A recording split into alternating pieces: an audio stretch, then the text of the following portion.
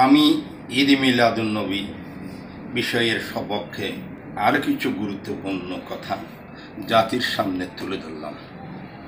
যেহেতু ওরা কোরআন ও হাদিসে ঈদ মিলাদুন্নবী সাল্লাল্লাহু আলাইহি সাল্লাম পায় নাই, সেহেতু ইসমা কিয়াসের ভিত্তিতে ঈদ মিলাদুন্নবী সাল্লাল্লাহু আলাইহি ওয়াসাল্লামের আরেক দলিল।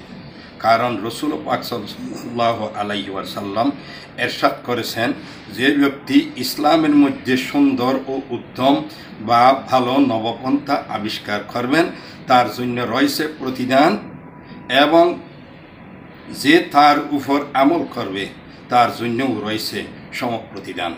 যেমন নবীজির জীবদ্দশায় কোরআন পুস্তকাগারে লিপিবদ্ধ হয় নাই।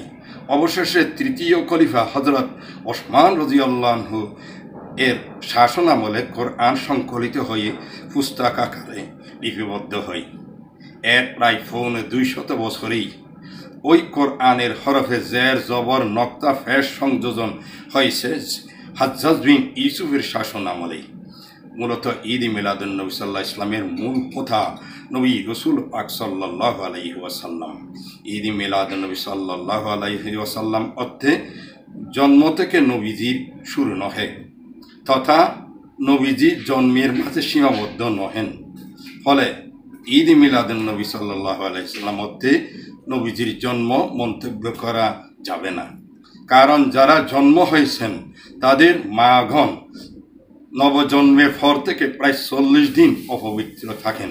পক্ষান্তরে নবীজি তাহার আম্মাজান মা আমেনা রাদিয়াল্লাহু আনহা নবীজির শোয়া আবির্ভাব থেকে অসমাপ্ত ভবিষ্যৎ পর্যন্তই পবিত্র কথাটাই আমি উল্লেখ করলাম।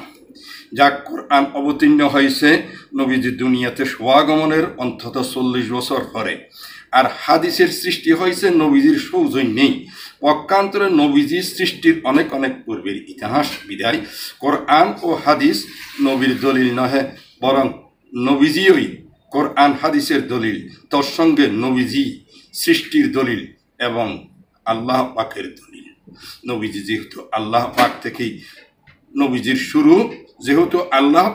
নবীজির শুরু, সর্বকালের নবী, অসমাপ্ত ভবিষ্যতের নবী, যথাক্রমে নবীজি ফেরেশতাদের ও নবী, অন্যান্য নবীদের ও নবী। যেহেতু নবীজিই আল্লাহর রসুল, আদমের আগের নবী, যেমন জান্নাতে আদম হওয়ার বিয়ে হয়েছিল নবীজির সম্মানে দরুদ ও সালাম পাঠের মাধ্যমে, আর ওই বিয়েতে নিষ্পাপ ফেরেশতাগণ ও অংশগ্রহণ করেছিলেন। আল্লাহ পাক নবীর উপরে দরুদ পাঠের কর্মসূচি দিয়েছিলেন। ফলে নবীজি দরুদ সৃষ্টির আগের নবী। অত্যন্ত গুরুত্বপূর্ণ কথা হচ্ছে, সেই মেরাজ রজনীতে আল্লাহ পাক হই নবীজিকে বরণ করে নেওয়ার মধ্য দিয়ে ঈদ করেছিলেন। আল্লাহ পাক নিজেই ঈদ করেছিলেন।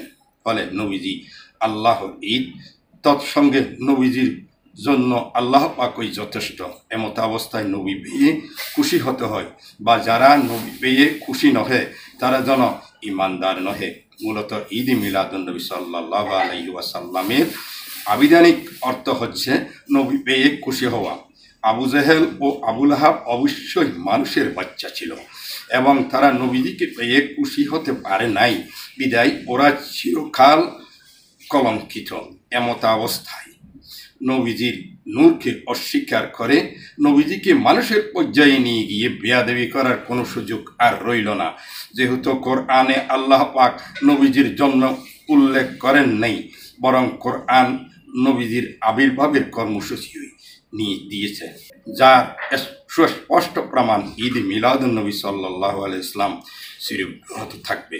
তৎসঙ্গে কোরআন নবীজির মৃত্যুর কর্মসূচিও দেন নাই, বিদায় নবীজি হায়াতুন নবী, অর্থাৎ নবীজি পদ্মার আড়ালে রয়েছেন, বিদায় নবীজির সম্মানে অত্যন্ত আদব সহকারে দরুদ ও সালাম পাঠ চির অব্যাহত থাকবে। ওয়াহিদ দাওয়ানা আলহামদুলিল্লাহি রাব্বিল আলামিন।